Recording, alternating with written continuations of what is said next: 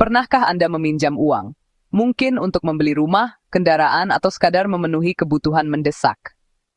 Saat kita meminjam, ada tanggung jawab besar yang harus dipenuhi. Mengembalikan uang tersebut sesuai perjanjian, biasanya dengan tambahan bunga. Bunga inilah yang menjadi biaya atas pinjaman yang kita terima. Dan jika tidak dikelola dengan baik, kewajiban ini bisa terus membengkak seiring waktu. Sama seperti individu, negara pun menghadapi situasi serupa. Ketika pendapatan negara tidak cukup untuk membiayai kebutuhan pembangunan dan pelayanan publik, pemerintah memilih untuk berutang.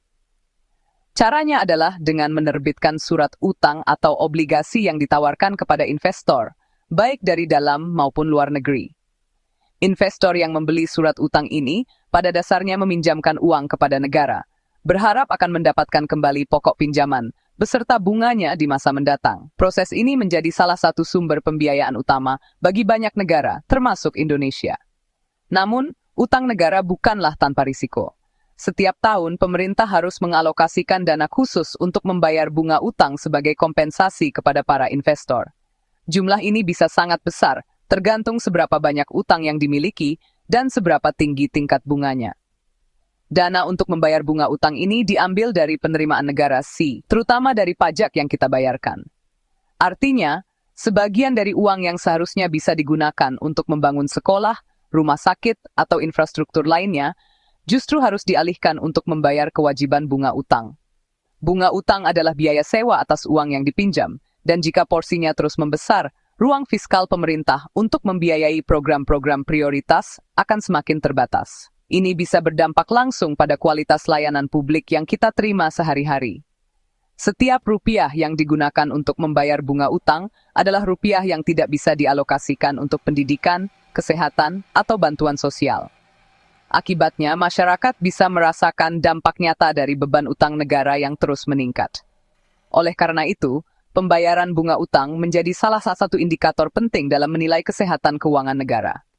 Jika proporsinya terlalu besar, itu menandakan adanya tekanan fiskal yang harus segera diatasi.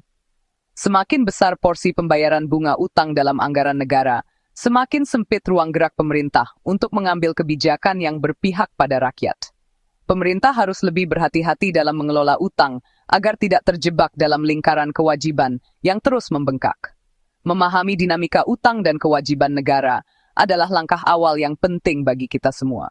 Dengan pengetahuan ini, kita bisa lebih kritis dalam mengawal kebijakan publik dan memastikan bahwa setiap keputusan yang diambil benar-benar berpihak pada kepentingan masyarakat luas. Pemerintah Indonesia mengajukan anggaran sebesar 599,444 triliun hanya untuk membayar bunga utang pada tahun 2026. Angka ini sangat besar, bahkan jika dibandingkan dengan pos-pos pengeluaran penting lainnya dalam APBN. Setiap tahunnya, beban bunga utang terus meningkat, menyedot sebagian besar dana negara yang seharusnya bisa digunakan untuk pembangunan dan kesejahteraan rakyat. Jika kita membayangkan jumlah ini, Rp599,44 triliun, setara dengan membangun ribuan sekolah baru, memperbaiki fasilitas kesehatan di seluruh pelosok negeri, atau menyediakan program bantuan sosial untuk jutaan warga yang membutuhkan. Namun, dana sebesar ini justru harus dialokasikan untuk membayar bunga utang yang menumpuk dari tahun ke tahun. Jumlah yang sangat besar ini sebenarnya bisa menjadi modal untuk mempercepat pembangunan, meningkatkan kualitas pendidikan, memperluas akses kesehatan, atau memperkuat perlindungan sosial. Namun kenyataannya, sebagian besar dana tersebut harus digunakan untuk membayar kewajiban bunga utang. Jika dibandingkan dengan tahun 2025, terjadi kenaikan signifikan dari 5,92 triliun menjadi 5,99,44 triliun. Kenaikan ini menunjukkan bahwa beban bunga utang semakin berat dan terus membesar setiap tahunnya. Kenaikan pembayaran bunga utang ini menandakan bahwa pemerintah harus mengalokasikan lebih banyak dana hanya untuk membayar bunga, bukan pokok utangnya. Hal ini tentu menjadi tantangan besar dalam pengelolaan keuangan negara, karena ruang fiskal untuk program-program prioritas menjadi semakin sempit. Dana sebesar ini sebenarnya bisa menjadi modal besar untuk investasi produktif, seperti membangun infrastruktur, memperkuat sektor pendidikan, atau mendorong pertumbuhan ekonomi.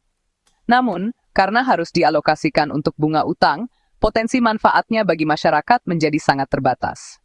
Fakta bahwa bunga utang kini menjadi salah satu pos belanja terbesar dalam APBN adalah sinyal yang perlu diwaspadai. Jika tren ini terus berlanjut, pemerintah akan semakin kesulitan memenuhi kebutuhan pembangunan dan pelayanan publik. Semakin dominan porsi pembayaran bunga utang dalam anggaran negara, semakin terbatas pula kemampuan pemerintah untuk merespons kebutuhan mendesak, seperti penanganan bencana, krisis kesehatan, atau program-program sosial yang sangat dibutuhkan masyarakat. Inilah tantangan besar yang harus dihadapi bersama ke depan. Kenaikan beban bunga utang sebesar 8,6% yang diproyeksikan untuk tahun 2026 memang menunjukkan perlambatan jika dibandingkan dengan pertumbuhan di tahun-tahun sebelumnya. Angka ini lebih rendah dari laju pertumbuhan beban bunga yang sempat melonjak pada periode sebelumnya, menandakan adanya perubahan tren yang patut dicermati. Namun, penting untuk diingat bahwa meskipun laju pertumbuhannya melambat, beban bunga secara nominal tetap mengalami kenaikan dari tahun ke tahun. Perlambatan ini memang bisa dianggap sebagai sinyal positif, karena pemerintah tampaknya mulai berhasil mengendalikan laju pertumbuhan utang dan beban bunganya. Namun, jika kita melihat dari sisi nominal, beban bunga yang harus dibayar oleh negara tetap sangat besar dan menjadi salah satu pos pengeluaran terbesar dalam APBN. Setiap tahun, beban bunga ini terus bertambah dan menyedot porsi signifikan dari anggaran negara. Hal ini tentu saja membatasi ruang fiskal pemerintah untuk membiayai program-program prioritas lain, seperti pendidikan, kesehatan, dan infrastruktur. Perlambatan pertumbuhan beban bunga ini kemungkinan besar merupakan hasil dari strategi pengelolaan utang yang lebih hati-hati dan terukur. Pemerintah tampaknya mulai lebih selektif dalam mengambil utang baru, serta berupaya menekan biaya pinjaman melalui negosiasi ulang atau restrukturisasi utang. Namun, perlu diingat bahwa angka proyeksi untuk tahun 2026 ini masih bersifat rancangan dan sangat bergantung pada dinamika ekonomi global maupun domestik. Jika terjadi perubahan signifikan pada suku bunga global atau nilai tukar, beban bunga bisa saja kembali melonjak. Oleh karena itu, fokus utama seharusnya tetap pada besaran absolut dari beban bunga itu sendiri, bukan hanya pada laju pertumbuhannya. Angka yang besar ini harus menjadi perhatian bersama, karena berpotensi menggerus kemampuan negara untuk membiayai pembangunan. Tantangan terbesar bagi pemerintah ke depan adalah mencari cara-cara inovatif dan berkelanjutan untuk menurunkan beban bunga ini secara bertahap, baik melalui efisiensi pengelolaan utang maupun peningkatan penerimaan negara.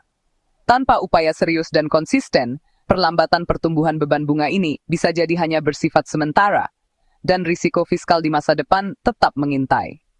Pemerintah perlu terus waspada dan responsif terhadap dinamika ekonomi agar beban bunga tidak menjadi bom waktu bagi APBN. Pembayaran bunga utang terbagi menjadi dua, dalam negeri dan luar negeri. Sebagian besar, 5,7 triliun, untuk kreditur domestik. Ini mencerminkan strategi pemerintah memprioritaskan penerbitan utang di pasar domestik. Utang dalam negeri mengurangi risiko nilai tukar, tetapi bisa menaikkan suku bunga pinjaman. Utang luar negeri menawarkan pendanaan lebih luas, namun berisiko nilai tukar tinggi. Memahami komposisi ini membantu melihat bagaimana penyeimbangkan risiko.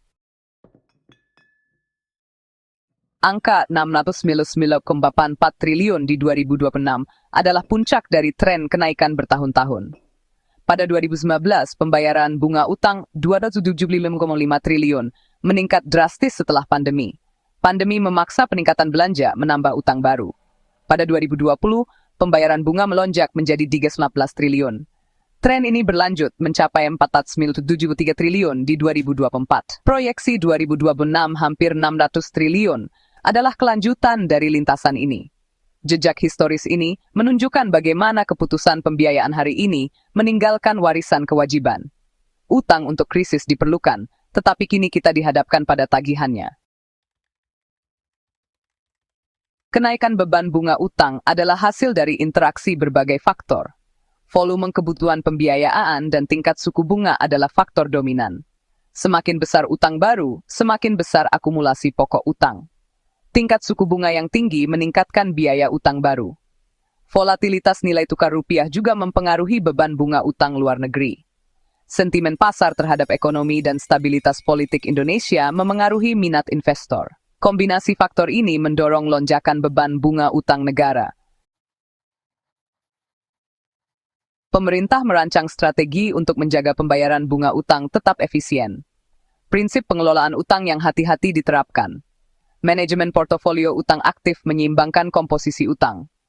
Optimalisasi sumber pembiayaan mengurangi kebutuhan penerbitan utang baru. Reformasi perpajakan meningkatkan basis pendapatan negara. Pemerintah menjaga defisit fiskal dalam batas aman. Disiplin fiskal mengirimkan sinyal kuat kepada investor. Kepercayaan investor membantu menekan biaya bunga utang. Puncak beban bunga utang diproyeksikan terjadi sekitar 2025-2026. Jadwal Jatempo SBN dari periode pandemi menjadi pemicu utama. Pemerintah harus memilih antara melunasi atau refinancing utang lama. Utang baru diterbitkan pada kondisi suku bunga lebih tinggi. Tantangan adalah menavigasi periode puncak tanpa guncangan fiskal. Setelah puncak, harapannya beban bunga bisa melandai. Konsistensi kebijakan dan reformasi struktural parlemen penting. Utang negara dan bunganya memiliki dampak nyata bagi masyarakat. Semakin besar anggaran untuk bunga utang, semakin sedikit untuk investasi penting. Setiap triliun untuk bunga adalah biaya peluang yang hilang. Pengelolaan utang yang hati-hati dan transparan adalah keharusan. Pertumbuhan ekonomi yang solid meningkatkan kemampuan membayar utang. Sebagai warga negara, kita harus mengawasi kebijakan utang pemerintah. Mengelola utang dengan bijak adalah kunci untuk mewariskan negara yang kuat.